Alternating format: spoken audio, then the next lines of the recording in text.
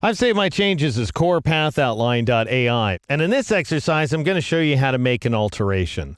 So, as I said, I want to make this guy's thumb come out. Right now, it curls around. I want to make it come out into this guy's hand. And then, by the same token, this guy's going to have his index and pinky extended, making a sort of hang 10 gesture. Now, in order to pull that off, I need to make a modification to this region right here. And I'm going to do that by switching to the wide arrow tool. I'm going to marquee this segment, and I'm going to press the backspace key or the delete key on a Mac to delete it.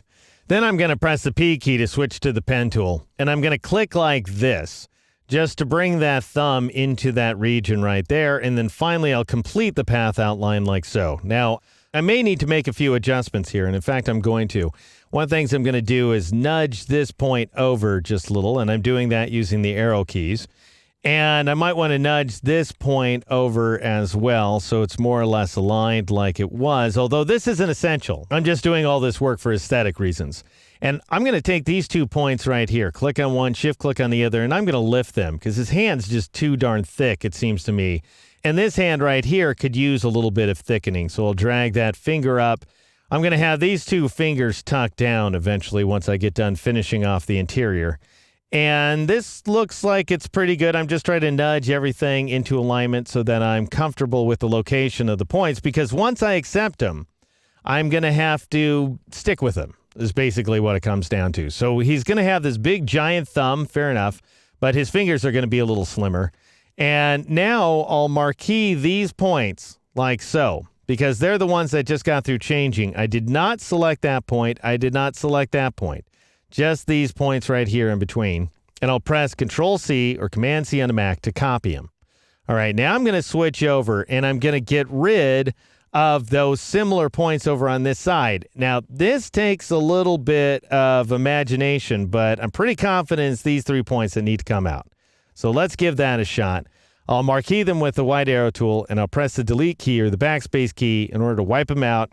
Then I'll press Control-V or Command-V on the Mac to paste that path just right there in the center. I don't care if it's aligned with anything at this point.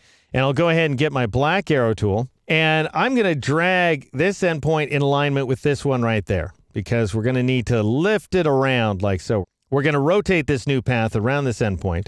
So I'll press the R key to select the rotate tool, and then I'll Alt-click or Option-click at that shoulder location, enter an angle of negative 120 degrees, that's exactly what I want, and click OK. And now, again, we cross our fingers, go ahead and grab that wide arrow tool, marquee these 2 endpoints, and like usual, we got to do the mash your fist J number in order to confirm that we have coincident endpoints. So press Control-Shift-Alt-J, Command-Shift-Option-J on a Mac to bring up the Join dialog box, select corner, and click OK. And then go ahead and marquee these 2 endpoints. They're the last ones that need to be joined together. Press Control-Shift-Alt-J, Command-Shift-Option-J on a Mac, and that didn't work, which is really potentially a big drag. Now, I say it didn't work because we didn't get the dialog box. And when you don't get the dialog box, that means you did not have coincident endpoints. You do now because they got fused together. But I'm going to press Control-Z or Command-Z on a Mac in order to undo that modification. I'm going to turn off the template layer so I can see what I'm doing. I'm going to press Control-Y or Command-Y on a Mac so I just see the path outlines. Let's get rid of those guides as well. Where are the guides these days? They're down here. And I'll hide that guides layer. And then I'm going to Control-Spacebar drag around these points. That's a Command-Spacebar drag in order to zoom way in on them. And I'm going to click off the points to see what the deal is. And man, even at 6,400%, I cannot see a gap. So apparently the gap's not big enough to worry about. Phew. But anyway, I'll go ahead and marquee those 2 points. You can see that they are separate because they're more rectangular when I select them than square. So one's apparently a little higher than the other. Anyway, what happens when you have 2 endpoints that aren't quite on top of each other and you press Control-Shift-Alt-J or Command-Shift-Option-J on a Mac? You both align them with each other so they just scooted right onto each other. You make them coincident, and then you go ahead and join them. And in this case, it must have joined them with a corner point, so all is well, I guess, because that should be good enough. And if you have any concerns about it, then you would run through that whole number where you select the guy and you rotate him and all that jazz. Now, we have something of a screen redraw problem here because we've got these thick edges. I should think if we just move that path a little bit like so, those will go away. Anyway, I press Control-Z, Command-Z on the Mac to undo that change. And let's just test that these guys are still in alignment with each other. I'll grab my Rotate tool. I'll Alt-click or Option-click on the bridge of the nose right there. Negative 120 degrees is fine. Copy. Then press Control-D or Command-D on the Mac in order to duplicate that rotation and duplication. Switch back to the black arrow tool, zoom in, make sure everybody's aligned with each other. Well, these hands definitely are aligned just fine, and these other areas look like they have alignment as well. So it seems we lucked out and everything's okay. I like it better when we have perfect alignment between those points, but I suppose every once in a while we can accept less than perfect results. I'm going to marquee these two paths in order to select them. Press the backspace key. We're left with our core path outline with the big giant fist on one side and a strange hand signal on the other side.